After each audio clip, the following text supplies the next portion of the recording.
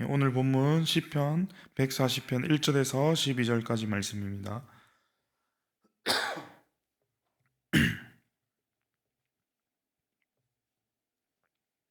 시편 140편 1절에서 12절까지 말씀.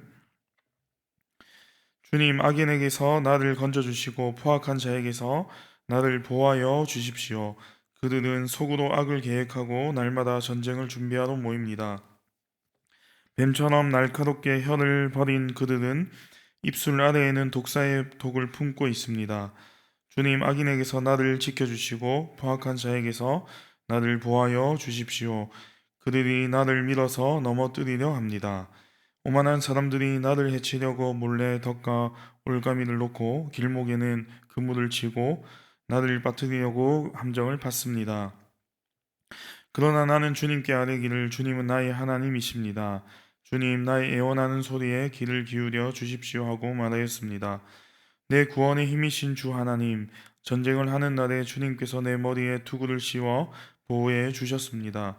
주님, 악인의 욕망을 이루어 주지 마시고 그들이 우쭐대지 못하도록 그들의 계획이 성공하지 못하게 해주십시오.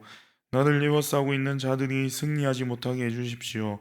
그들이 남들에게 퍼붓는 재앙을 다시 그들에게 대덮어 주십시오. 뜨거운 숯불이 그들 위에 쏟아지게 하시고 그들이 불구덩이나 수렁에 빠져서 다시는 일어나지 못하게 해주십시오.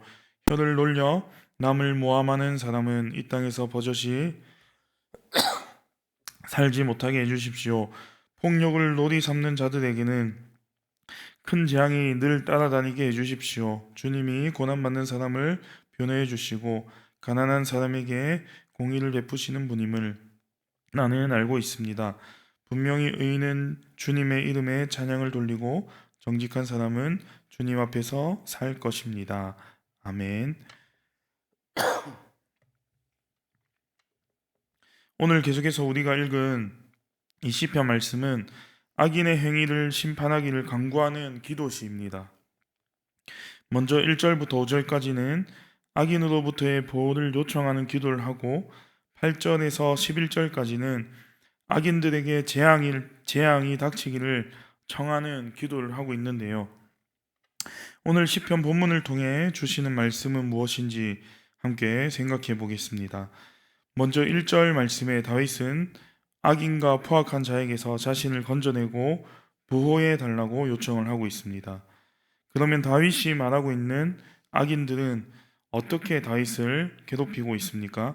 2절 말씀에 보시면 속으로 악을 계획하고 날마다 전쟁을 위해서 모인다고 합니다. 그리고 3절에 나와 있듯이 뱀처럼 은밀하게 독사처럼 치명적인 독을 품고 말로 공격을 한다고 말씀을 하고 있습니다. 또한 5절 말씀을 보시면 다윗을 해치기 위해 몰래 덕과 올가미를 놓고 함정에 빠뜨리려고 한다라고 말씀을 하고 있습니다. 다윗은 수많은 전쟁을 치루었지만 오늘 본문에서 정작 다윗을 힘들게 하는 것은 전쟁에서 맞았던 창과 칼이 아니었습니다.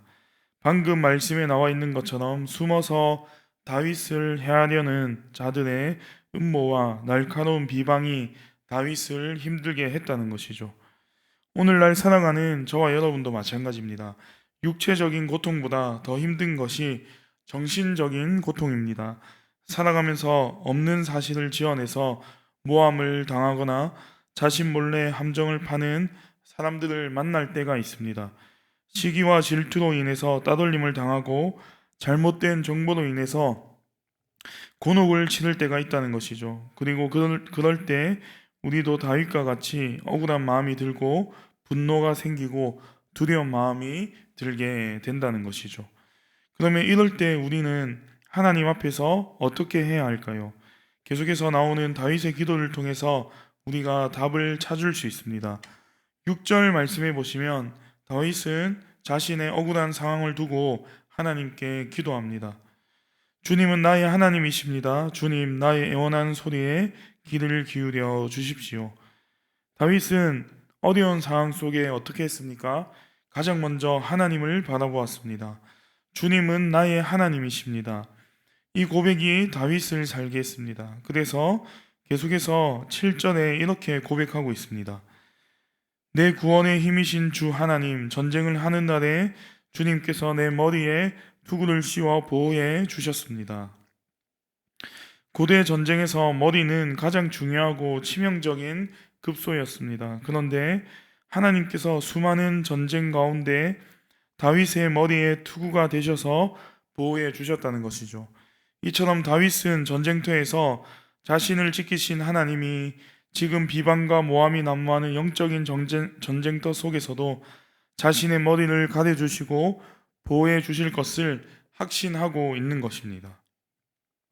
우리 또한 이 확신이 있어야 합니다. 창세전부터 나를 택하여 주신 주님이 지금까지 인도해 주신 것처럼 우리가 지금 당하는 억울함과 비방 가운데서도 하나님은 보호하고 계시다는 것을 확신해야 합니다. 지금 결코 혼자가 아니라 주님이 함께 하신다는 확신이 있어야 한다는 것입니다. 그래서 계속해서 본문을 보시면 다윗은 악인들의 멸망을 구한 뒤에 다시 한번 확신에 찬 결론을 내리고 있습니다. 12절 말씀입니다. 주님이 고난받는 사람을 변호해 주시고 가난한 사람에게 공의를 베푸시는 분임을 나는 알고 있습니다. 여기서 알고 있다는 것은 흔들리지 않는 확신입니다. 세상에서는 힘 있는 사람, 목소리 큰 사람, 모함하는 자가 이기는 것 같지만 결국 하나님은 고난받는 자녀들의 편이 되어 주십니다.